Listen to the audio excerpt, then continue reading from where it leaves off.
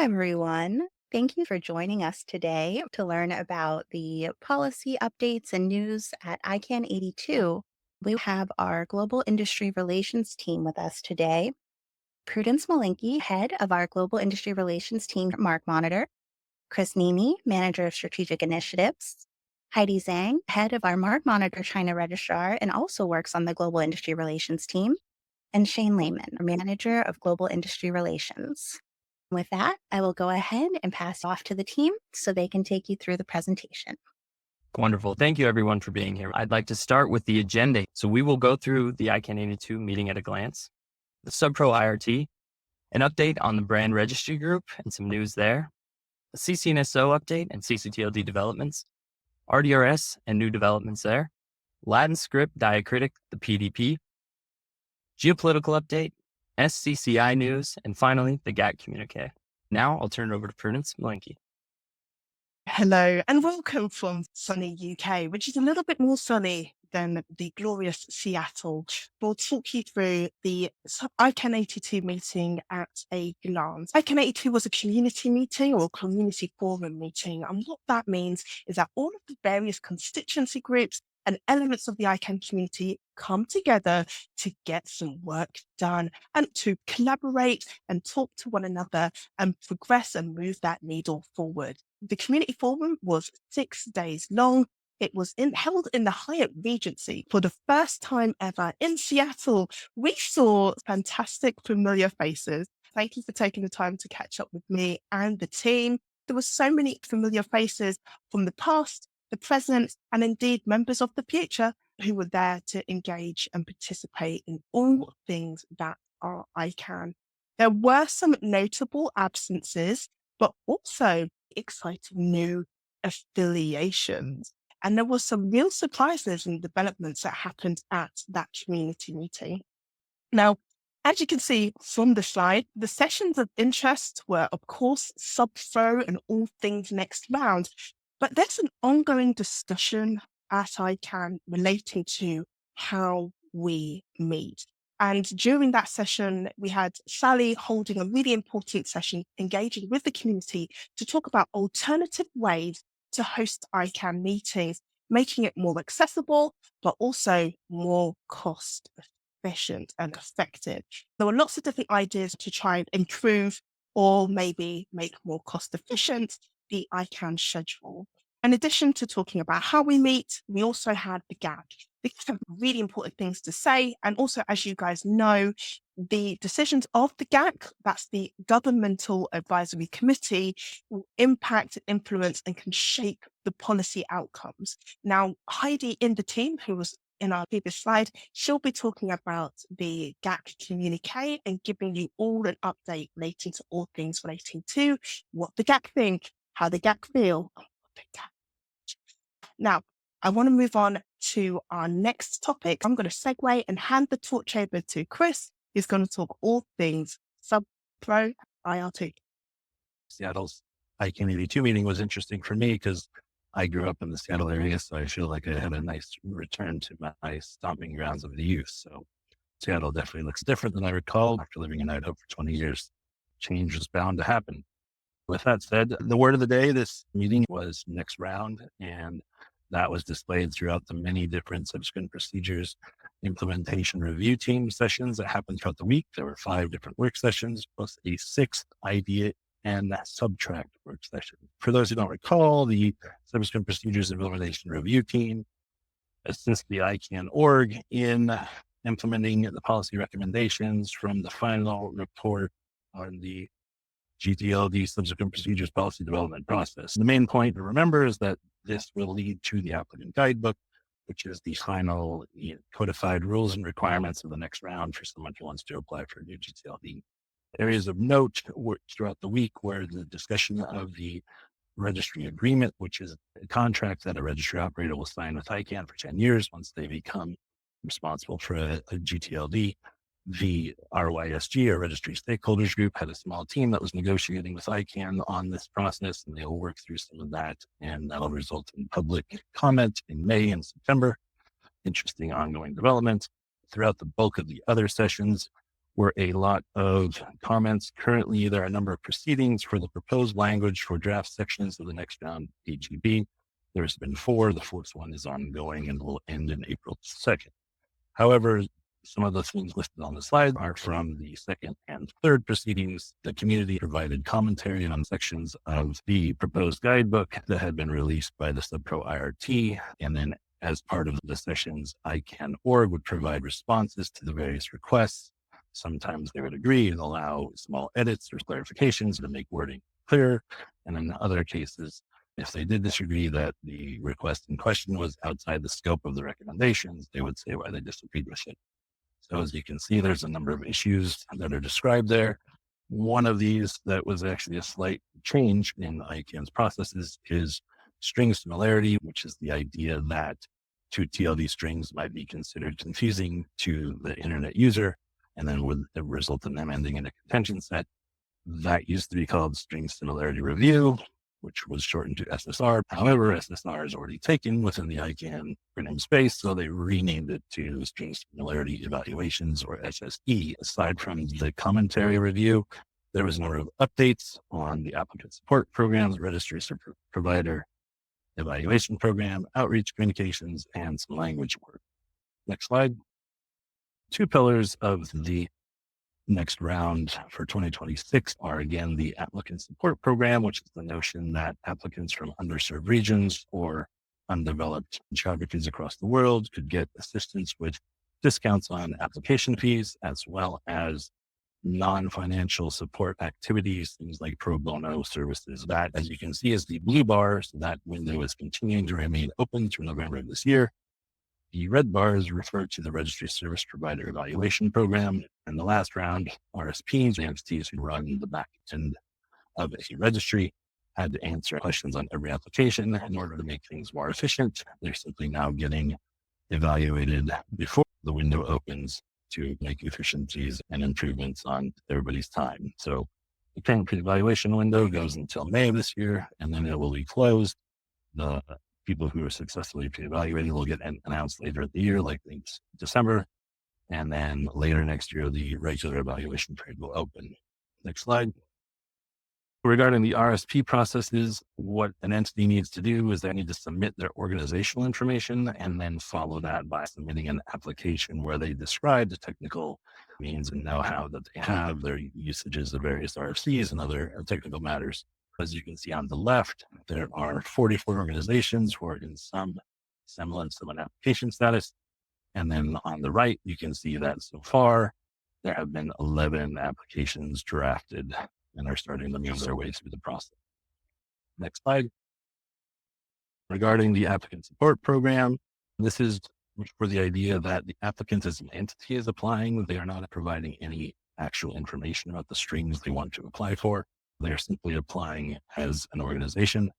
On the left, you can see that there are 35 applications so far in different states, from drafting, initiation, and submission. On the right, ICANN is not providing granular information around who the applicants are so far. That'll be revealed at a later date, but they are providing aggregate numbers around the geographical regions that the applicants are from. On the right, you can see that APAC and North America appear to be the current leaders. Next slide.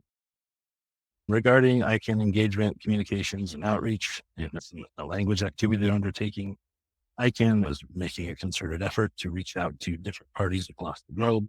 As you can see on the left, in February alone, there were 39 outreach activities led by different regions. Latin America and the Caribbean was the primary one where activities have been happening the most of late. On the right, you can see that ICANN's expanding the areas that they usually go into. They're starting to go into bigger and different event types. So there was a number of activities in February they attended, as well as there's a list of upcoming events that they're going to do to try to continue this outreach.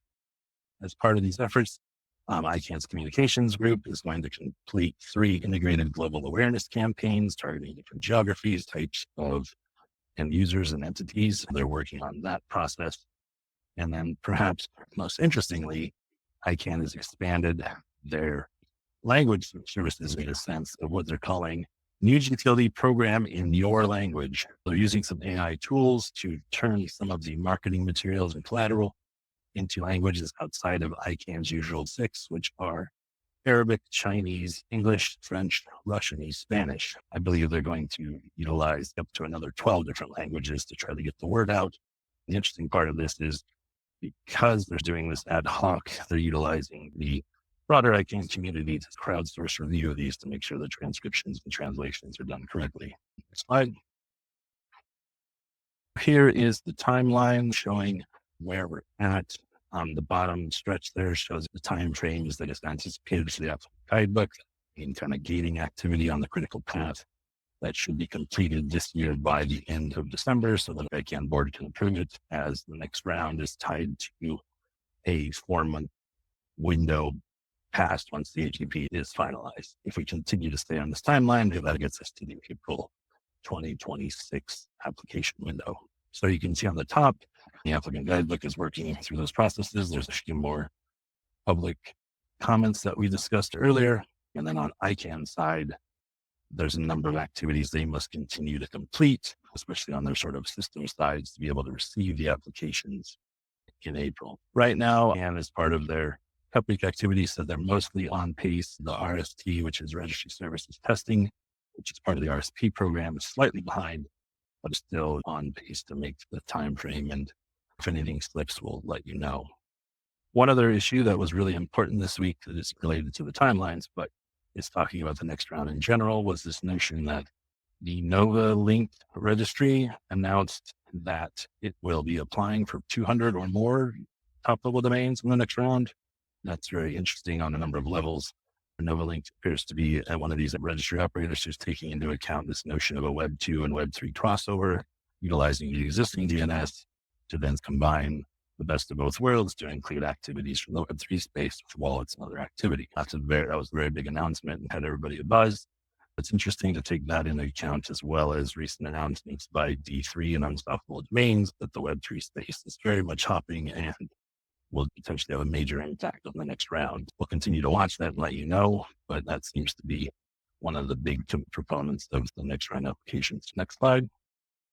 The other thing that had people at buzz this week, which Prince is going to talk about in a moment, is the Brand Registry Group.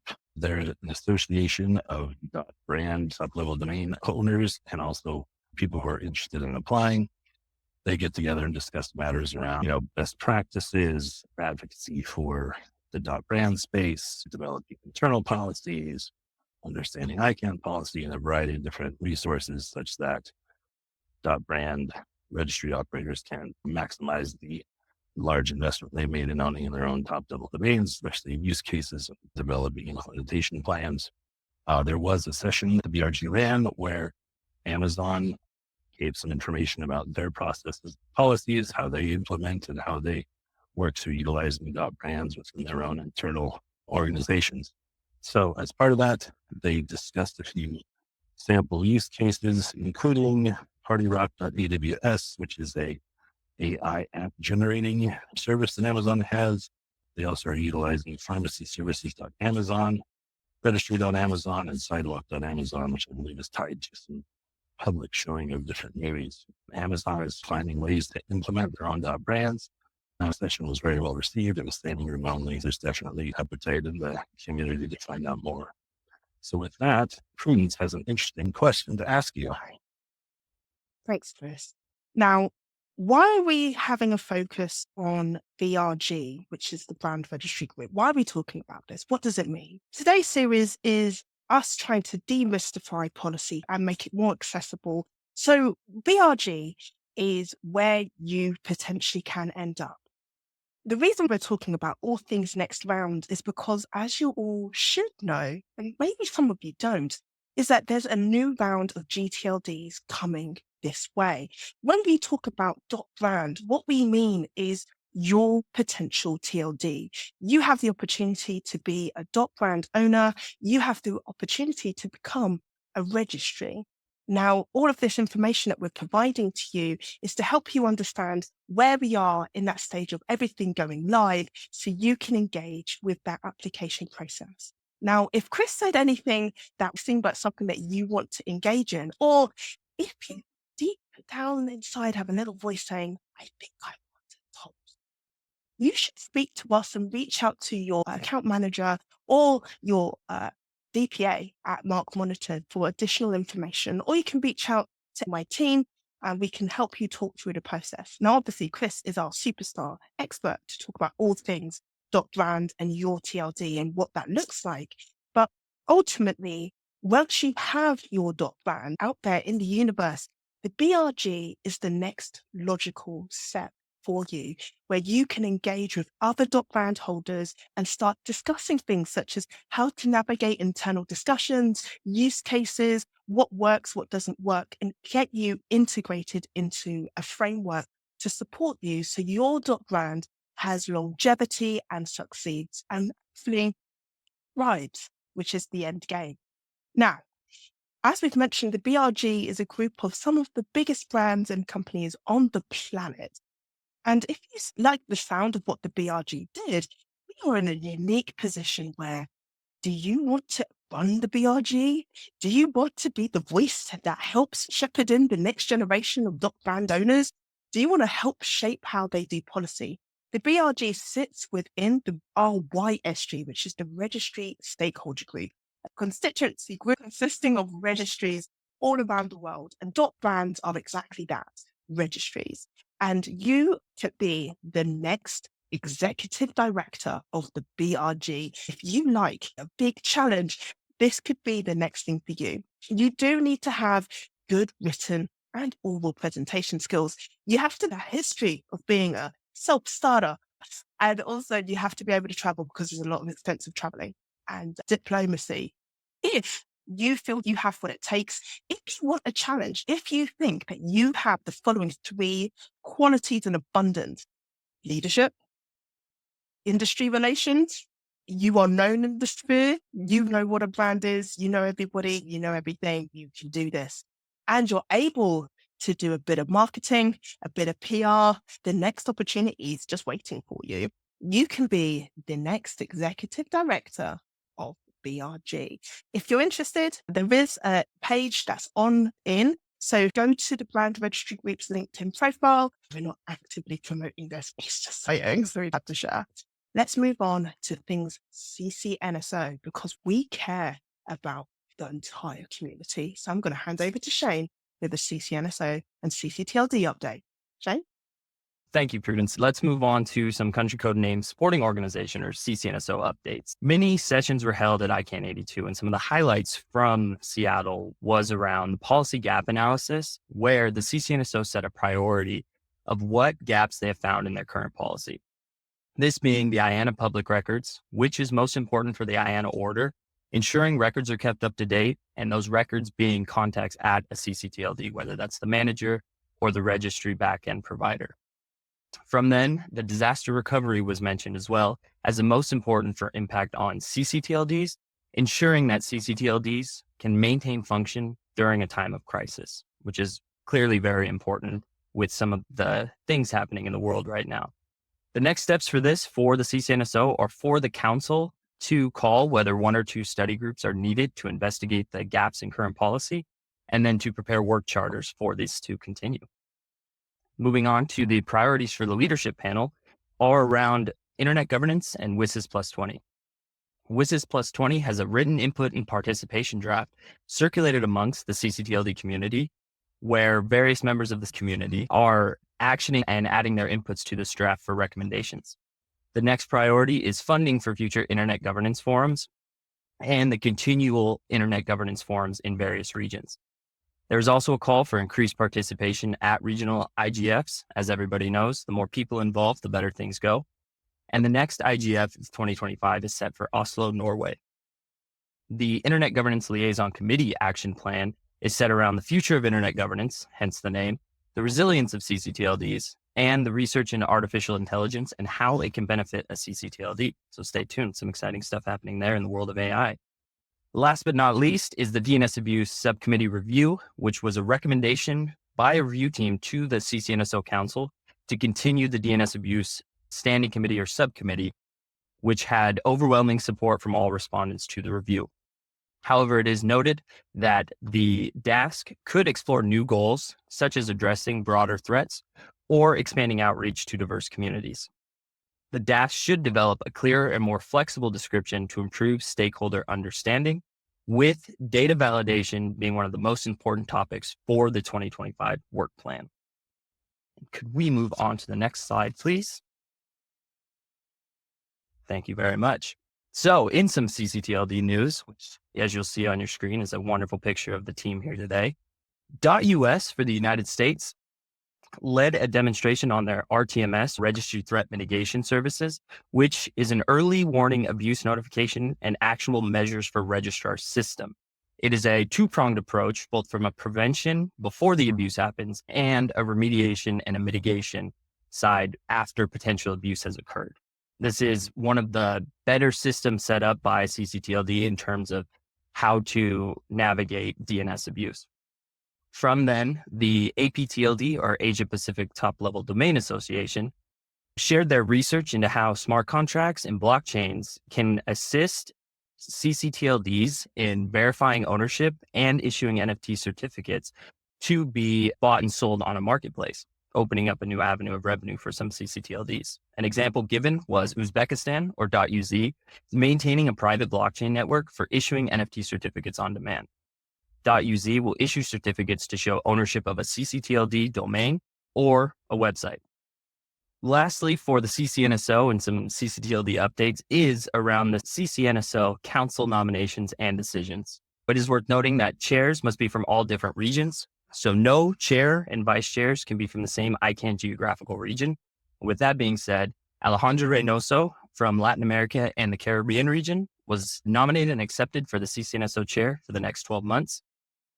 And the vice chairs are B. Oladipo from Africa and Jordan Carter from the APAC region. Congratulations to you all. Now I'd like to turn it back to Prudence. Thank you so much, Shane. And whilst we're congratulating people, I have to take a little moment to congratulate Greg DiBiase of Amazon to his fantastic board seat position and winning the election process for board seat 13. Congratulations, Greg. We are all very happy for you and well done. Fantastic campaign trail. And also my congratulations to Reg, who did a valiant and amazing effort. So congratulations to Reg Levy for her efforts as well in the board elections too. Great job. We're excited to see what happens moving forward at the board seats. Congratulations, gang. Right, so anyway, I'm going to segue and talk all things RDRS, which is the Registration Data Request Service. RDRS is a pilot following the ESAD. This is a pilot service to standardize the access request for registrant data. Now, the purpose of this pilot is to collect data to determine what the official standard access disclosure should look like.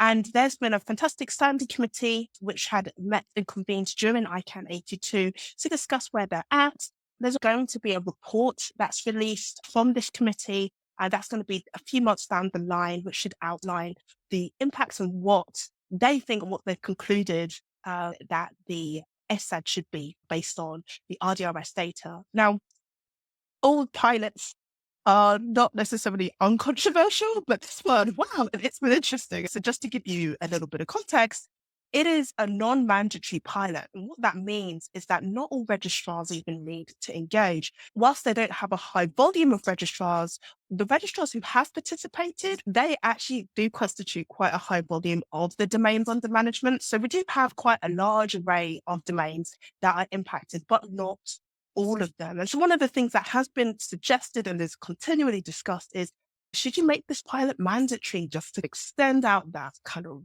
information field and make sure that we're getting as much data as possible? And so overall, it wasn't agreed that it was important to make it mandatory and that the sufficient data is coming in from what we have. But there was, during the ICANN82 session, there was lots of really valid points that were put up. And one of them was in relation to the idea of registrant disclosure, which isn't the same as registrant data, but it's like the disclosure of registrant information when it's obscured, which has been another thing that's reared its head with regards to this pilot. So much so that there are alternative schemes and pilots and projects, shall we say, that are out there and that were also being communicated and discussed during this ICANN meeting. I'm going to very quickly mention Project Jake, which is led by people who are part of the IPC, NBC, and various other constituency groups. There is also registrars that are engaging with Project Jake, a system that's being discussed at this moment relating to registrant data and access. So there's a lot of developments that are happening with regards to registrant data access at this moment in time. But with regards to the RDRS, this pilot is still ongoing. So they're still going to be collecting data and participating. However, there was, just before the ICANN meeting, a noteworthy withdrawal from one specific large service provider because of various different reasons. But it was something that is worth noting. It hasn't led to a mass exodus. The system and the pilot is still ongoing and collecting data. But what happens next from RDRS is going to be anyone else's guess and anyone else's game, because again, we don't know what the new version of SAJ will look like, but hopefully the RDRS will be able to provide some really useful input as to how that should go. Now we'll move on to the next slide. So WHOIS is dead. Long live WHOIS. The WHO is no longer the primary source of registered information. We have now moved over to the RDAP. The RDAP stands for the Registration Data Access Protocol, and this is replacing the WHOIS database. Now, the new registration data policy, which will outline the fields of data and things of that nature, will take effect later this year in August. There's still salient discussions that are being talked through with all of the different constituency groups and different parts of the ecosystem relating to the billing contact and what should be done. Is it mandatory to collect it? Is it not mandatory to collect it? Is it supposed to be disregarded? Should it not be disregarded? How do we go about communicating that this needs to be disregarded? So there's a lot of discussions happening about that at this moment in time. Ultimately, the WHOIS is no more. However, there are still elements that quite like the name WHOIS. So they're referring to RDAP as WHOIS. So just wanted to make sure that you guys are aware that WHOIS is no more. RIP. You served us well for quite some time. And now we'll segue into some PDP updates. PDPs essentially are all of the things that make policy work. It's a policy development program or policy development process. And essentially, we have a new one and we have one that's being pushed through the system. Those of you who have sat on our webinars before would know that we always give a transfer PDP update. Why? Because transfers are things that affect you and transfers are fundamentals. So basically, we've been giving updates to let you know about what's changing with the transfer process. And we actively engaged in the transfer PDP process to make sure that we're making it as smooth line and as easy and as user-friendly an experience for you as possible. Now, the good news is that recently during ICANN82, the transfer PDP was approved and moved through council with all 47 final recommendations going through. So I just want to take a quick moment to say a huge congratulations to Roger Carney and every single member of the PDP. It was one of the most collaborative PDPs, I think, and I think it was one of the most productive PDPs. So this PDP has now moved to the board, where the board will hopefully push that through. Now, the PDP had some very specific updates and amendments, and the most salient ones I've outlined for you here.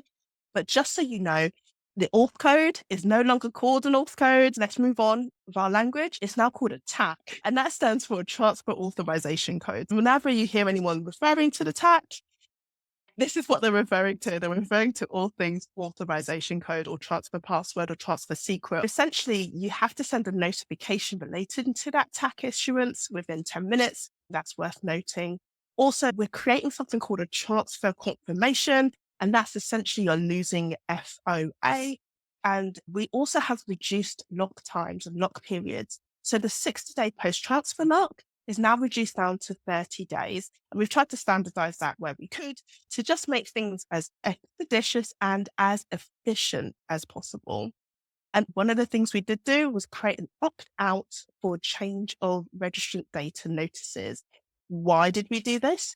In cases where there's an internal move or where you're doing a change of registrant, but it's already known, so it's one business to another business and they're all held by the same entity or they're all interrelated, you may not need those registrant data notices, so you can have an opt-out facility. So we've got that now built into the process flow.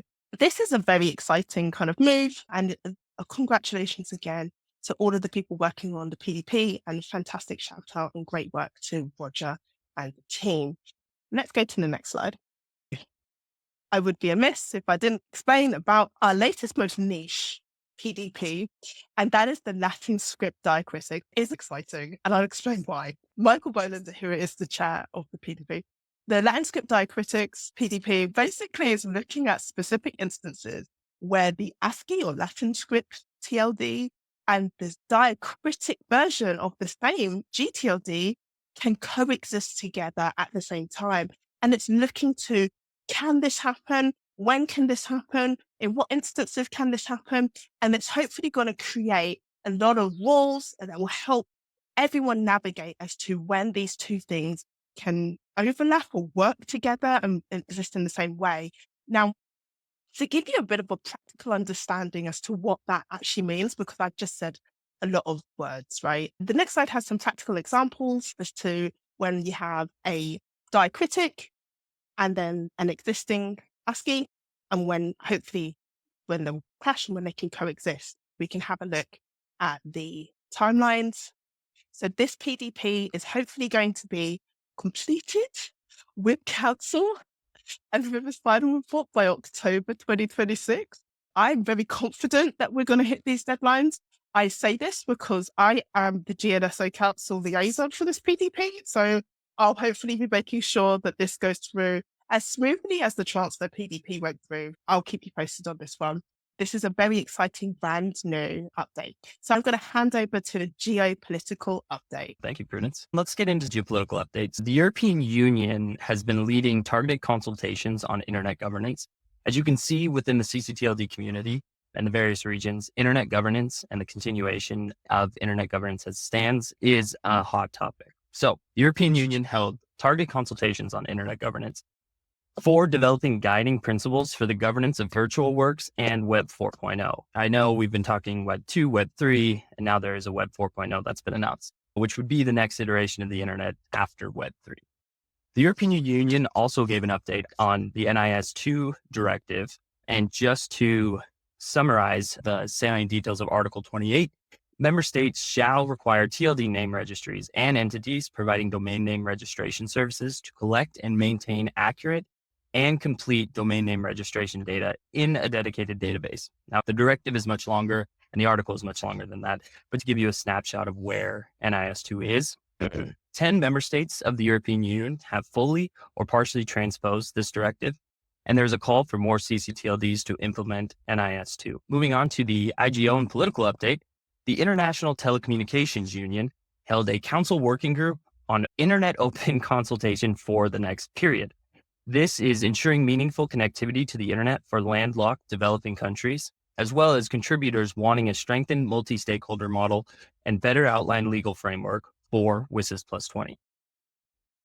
It wouldn't be fair if I didn't mention that an article had been posted and a question posed to the board during the ICANN public forum with regards to .su for the former Soviet Union and the retirement of the ccTLD. However, the question was posed to the board, and the answer emphatically from the new CEO was that there has not been a formal removal letter sent to the ccTLD, nor has a timeline been set. So stay tuned for more information regarding the .su ccTLD. Now I will turn it back to you, Prudence, to give us an update on SCCI. Thanks for that, Shane. And was one of the most exciting things that was happening, because that news was dropped in socials during the meeting, and the real-time updates provided during what I lovingly referred to as our popcorn session. So we'll keep you posted with regards to SU. SU is going to be quite an interesting one, especially in light of political climate. Anyway, so let's talk about things SCCI. And why are we talking about SCCI?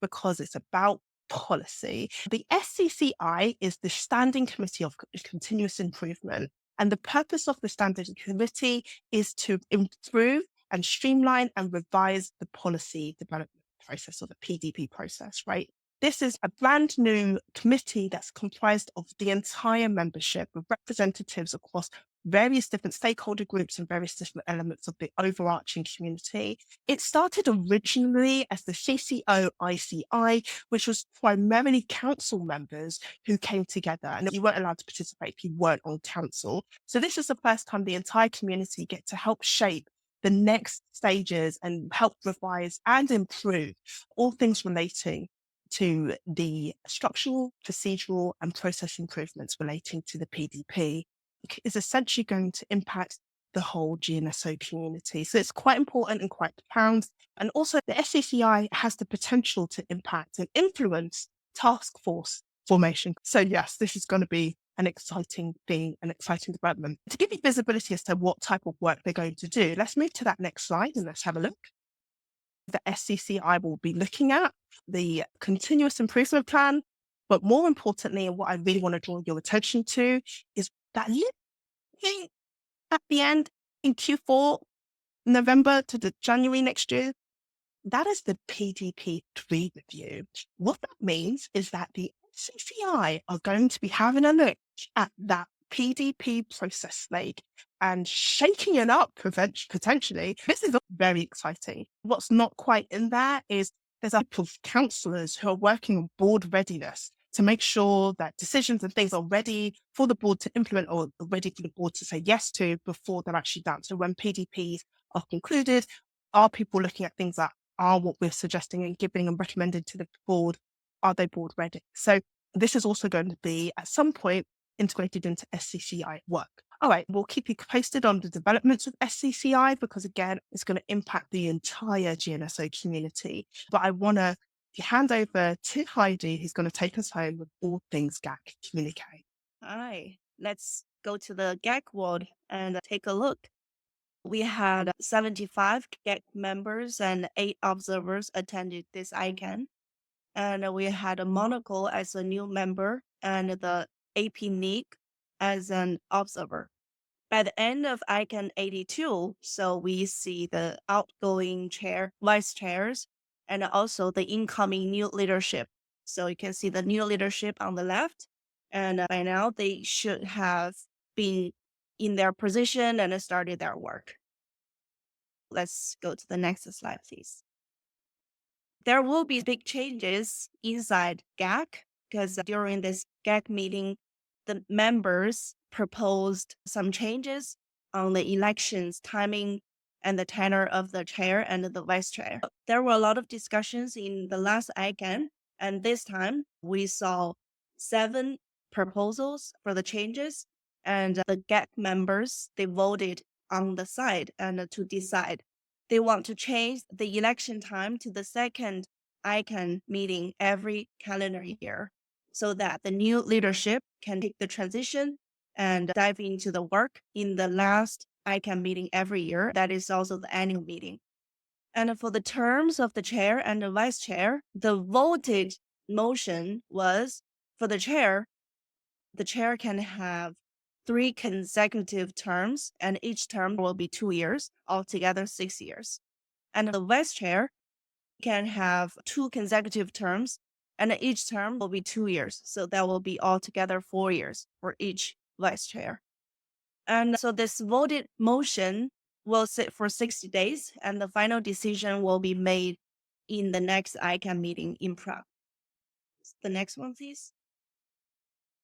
Had outreach sessions with ICANN board at SSAC, gNSO, and ccNSO to hear about the update, the briefs about the important topics like the next round of new gTLD, the data disclosure, data accuracy, Visas 20, and the 2 things that GAC concern most is the next round of new gTLD and RDRS.